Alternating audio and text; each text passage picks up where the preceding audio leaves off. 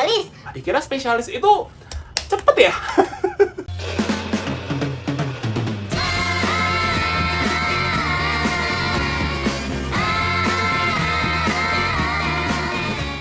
Halo Slepian semua. Ini bukan di Instagram, kita lagi di YouTube nih. Selamat datang ya di YouTube-nya Asclepio, di Asclepio Masterclass. Yang di bawah jangan lupa di-subscribe dulu. Kenalin, aku Pio alias Pio Vin ya, atau bisa dipanggil ya nama aslinya Dr. Alvin. Jadi kita hari ini sekarang mau membahas tentang karir dokter di tahun 2022. Wah, penasaran nggak?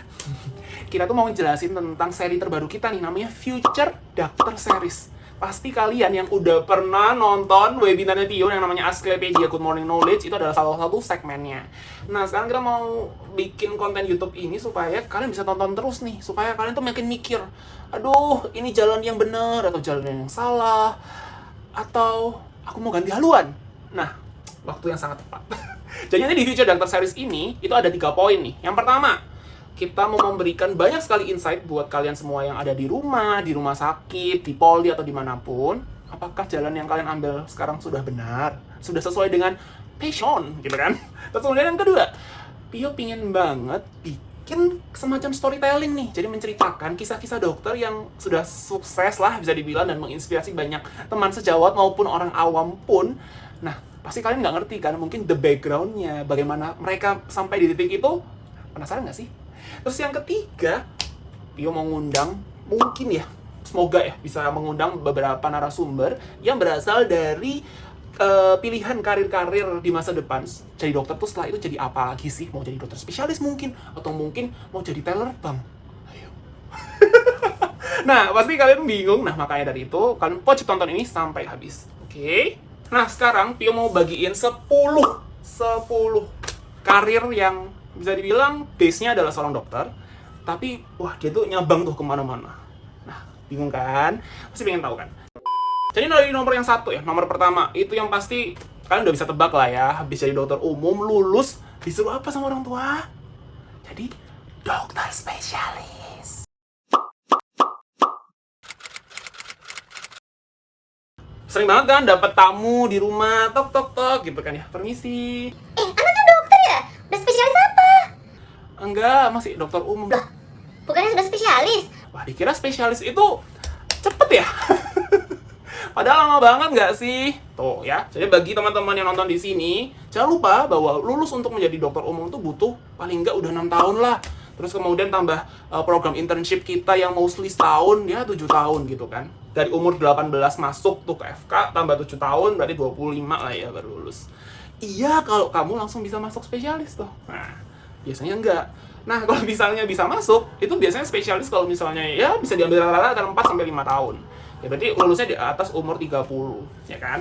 Nah, teman-teman, dokter spesialis ini itu bisa kita tempuh di 2 hal. 2 hal itu masuknya adalah dari lingkup dalam negeri, yaitu ada beberapa universitas, terutama universitas yang negeri ya, yang sudah terakreditasi, itu paling nggak sebenarnya A sih, karena mereka sudah punya kesempatan untuk membuat program pendidikan dokter spesialis atau PPDS yang biasa kalian dengar.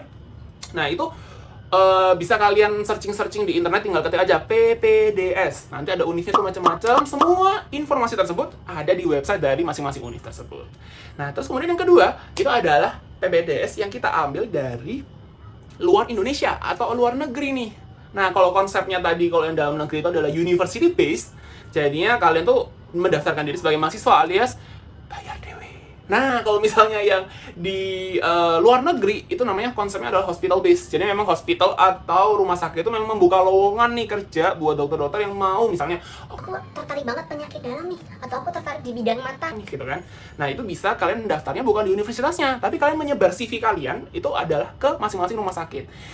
So far as I know, pernah mendapatkan kayak kabar ya dari kakak kelas yang ada di luar, di US maupun di UK. Mereka tuh nyebar bisa sampai 100 rumah sakit, bayangkan. 100, dan kadang-kadang itu cuma dipanggil untuk interview bahkan cuma 1 atau 2. Wow, itu berarti memang sangat susah ya, karena di sana konsepnya kita tuh dibayar karena kita mengeluarkan tenaga ya seperti kerja aja, cuman ada jenjang karirnya juga seperti itu.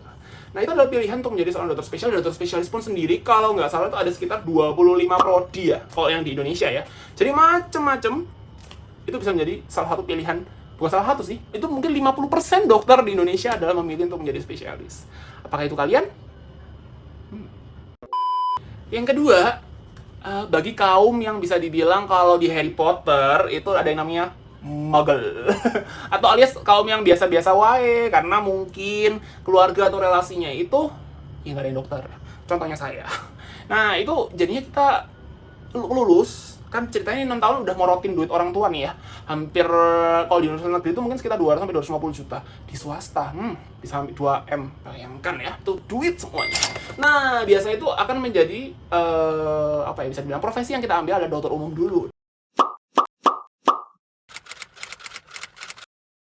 Dokter umum yang kerjanya itu bisa macam-macam, bisa di UGD, terus kemudian bisa di poli, atau bisa di puskesmas atau pusat kesehatan masyarakat.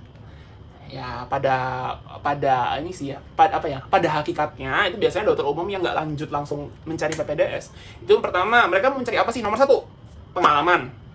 Terus kemudian surat kerja minimal 1 tahun. Tujuannya untuk apa? Ya pada akhirnya juga untuk daftar PPDS. Terus kemudian yang ketiga adalah menabung. Karena sudah mulai bekerja, mulai hidup mandiri, mulai mau menikah.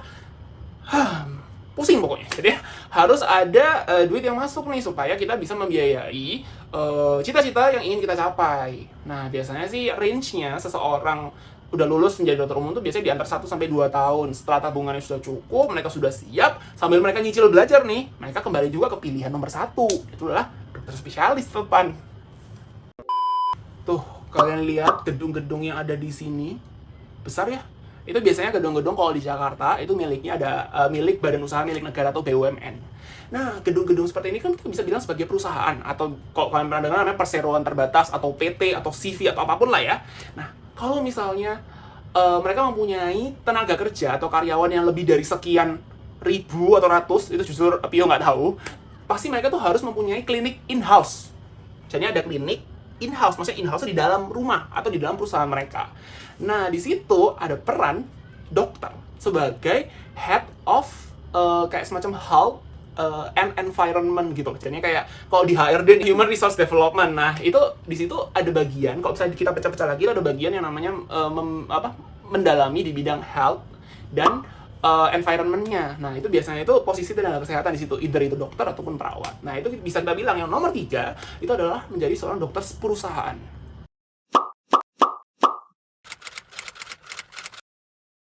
Ini dokter yang bergabung di perusahaan. Jadi dokter itu dalam tanda kutip bisa menjadi karyawan dalam perusahaan tersebut. Jadi nggak asing banget nih kalau di Jakarta banyak banget dokter-dokter yang bergabung di dalam BUMN.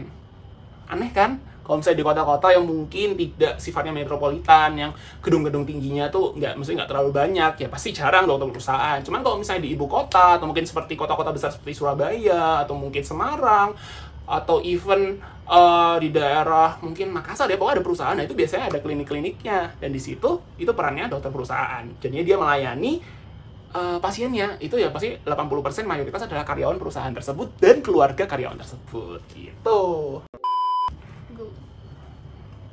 Nah, kalian bisa lihat nggak, ini kulit aku glowing kan? Ya sih. Nah, itu adalah pilihan profesi yang paling diminati sekarang, yaitu yang keempat adalah dokter estetik.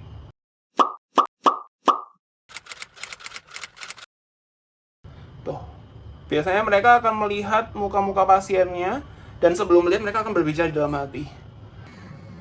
Aduh, ini kurang botox, ini kurang ditarik, terus ini kurang filler deh kayaknya. Nah, jadinya dokter estetik ini mungkin sekitar 3 tahun ke belakang lah ya, sebelum pandemi itu udah lagi hits-hitsnya. Kenapa? Karena tidak perlu mengambil, bisa dibilang tidak perlu mengambil suatu pendidikan formal yang harus sekian tahun, karena dokter estetik itu lebih ke arah skill, jadi keterampilan gitu kan. Nah, biasanya itu setelah dokter umum, mereka akan mengambil kayak semacam sertifikasi dari beberapa workshop, itu either di dalam negeri atau luar negeri, yang untuk menambah skill mereka, dan itu sebagai sebuah pembuktian bahwa mereka sudah mengikuti workshop tersebut. Nah, itu mereka sudah bisa melakukan tindakan-tindakan estetik seperti botox, filler, tanam benang, atau mungkin injeksi skin booster, atau kayak intinya menarik-menarik di daerah muka lah ya. Pio juga nggak terlalu paham sebenarnya, tapi jangan lupa di Asklepedia itu ada seri yang estetik kalau misalnya kalian mau tahu. Nah, di situ itu bukan lonjakan sih ya, penukikan dari karirnya itu sangat-sangat melejit.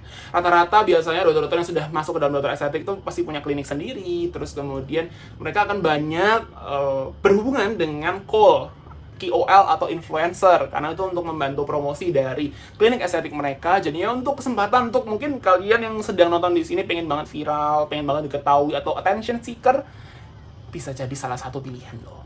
Jadi bagi kalian, teman-teman Asklepian yang sedang menonton ini, aku pasti yakin sekali bahwa kalian sedang bingung kalian mau ngapain habis ini, terutama di tahun 2022. Apa sih resolusimu di tahun 2022 ini? Mau jadi apa sih? Jangan lupa komen, ceritakanlah sedikit dong pengalaman kalian, kebingungan kalian, siapa tahu bisa menjadi bahan pembelajaran bagi teman-teman sejawat yang lain. Nah, kalau misalnya kalian mau Pio bikin konten terus, jangan lupa untuk subscribe, terus kemudian di like dan di share ke temennya untuk ditonton video-video ini ya. Dan konten apa ya yang selanjutnya, tungguin. Sampai jumpa di Asklepio. Itu mungkin bosenan dia orangnya, terus kemudian suka mengeksplor, nah itu nggak cocok.